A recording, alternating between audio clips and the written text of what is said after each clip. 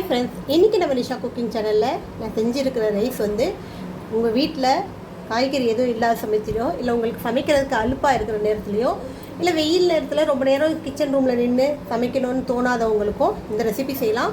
Morning டைமில் ஸ்கூலுக்கு ஆஃபீஸ்க்கு போகிறவங்களுக்கு டக்குன்னு செஞ்சு கொடுத்துடலாம். ஸோ லஞ்ச் பாக்ஸ்க்கு செஞ்சு கொடுக்கலாம். இல்லை எங்கேயாவது பிக்னிக்கு டூரு எங்கேயாவது போகிறீங்கன்னா இந்த ரெசிபி செஞ்சு எடுத்துகிட்டு போகலாம். டேஸ்ட் செம்மையாக இருக்கும். இதுக்கு சைட் டிஷ் எதுவுமே தேவையில்லை, அப்படியே சாப்பிட்லாம். செய்முறை வந்து வீடியோக்குள்ளே போய் பாருங்கள். லைக் பண்ணுங்கள், ஷேர் பண்ணுங்கள், சப்ஸ்கிரைப் பண்ணுங்கள், பெல் பட்டன் ஆன் பண்ணுங்கள், கமெண்ட் பண்ணுங்கள். ஸோ இந்த ரெசிபி செய்கிறதுக்காக நான் பொன்னி அரிசி, பச்சை அரிசி எடுத்துருக்கேன். நார்மலாக சாப்பாட்டு அரிசி கூட எடுத்துக்கலாம். இப்போ இதை அலசிட்டு இதை அப்படியே நம்ம ஊற வச்சிடலாம்.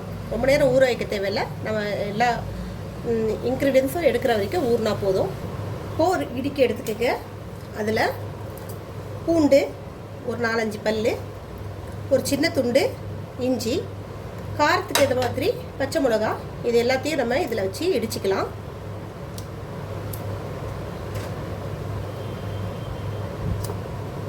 இப்போ சின்ன வெங்காயம் ஒரு கைப்பிடி அளவுக்கு எடுத்துருக்கேன். இது ஒரு சாப்பரில் போட்டு சாப் பண்ணிக்கலாம்.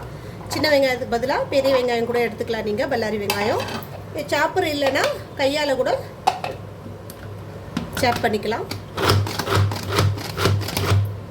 ஸோ இந்த அளவுக்கு சாப் பண்ணி எடுத்துக்கோங்க. ரொம்ப சாப் பண்ண தேவையில்லை, கொஞ்சம் இந்த அளவுக்கு இருக்கணும்.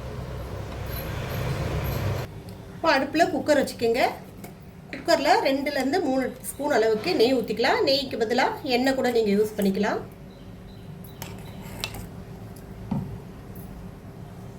இப்போ இதில் 1 ஸ்பூன் கடுகு உளுத்தம் பருப்பு, 1 ஸ்பூன் ஜீரகம், கடுகு உளுத்தம் பருப்புலாம் நல்லா பொரிஞ்ச பிறகு வரமிளகா, நம்ம இடித்து வச்ச இஞ்சி, பூண்டு, பச்சை மிளகா இது எல்லாத்தையும் போட்டு கொஞ்சம் நல்லா வதக்கிக்கலாம்.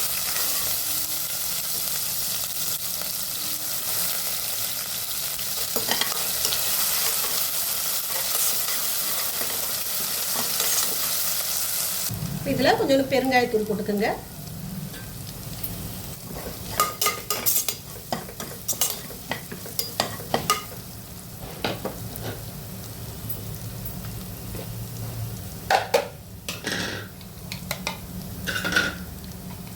சாப் பண்ணி வச்ச சின்ன வெங்காயம் போட்டுக்கலாம்.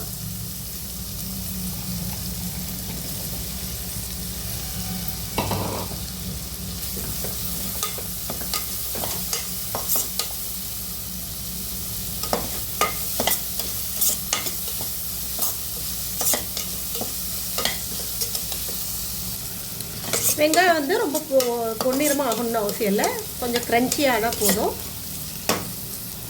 இதுலேயே நம்ம இந்த அரிசியை போட்டுக்கலாம்.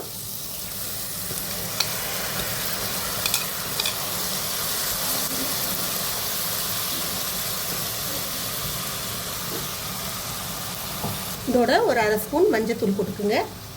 இப்போ இந்த மசாலாவோட சேர்த்து இந்த அரிசியை கொஞ்சம் நல்லா வறுத்துக்கணும்.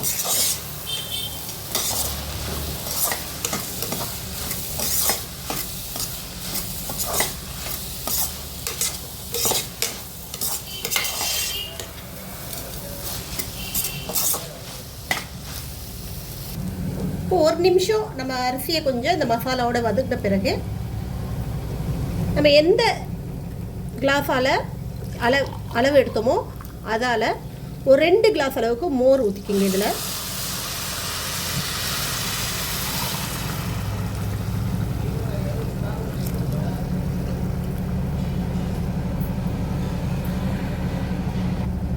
அதே கிளாஸால் ஒரு 2 கிளாஸ் அளவுக்கு தண்ணி ஊற்றிக்கிங்க.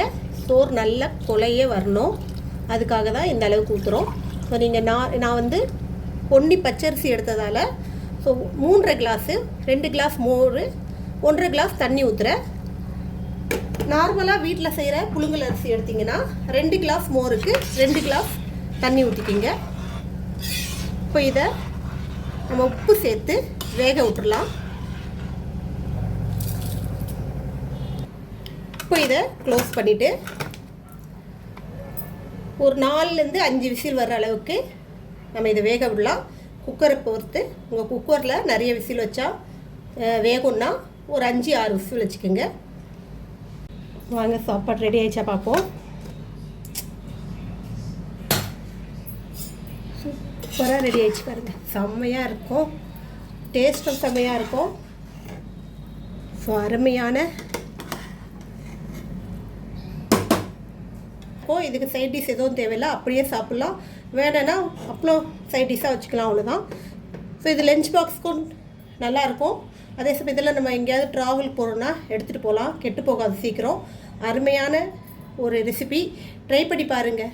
இன்னொரு ரெசிபியோடு உங்களை சந்திக்க வரேன். உங்களிடம் விடைபெறுவது உங்கள் விஷயம். எங்கள் சேனல் லாஸ்ட் வரைக்கும் பார்த்தவங்க அனைவருக்கும் மிக்க நன்றி. பாய்.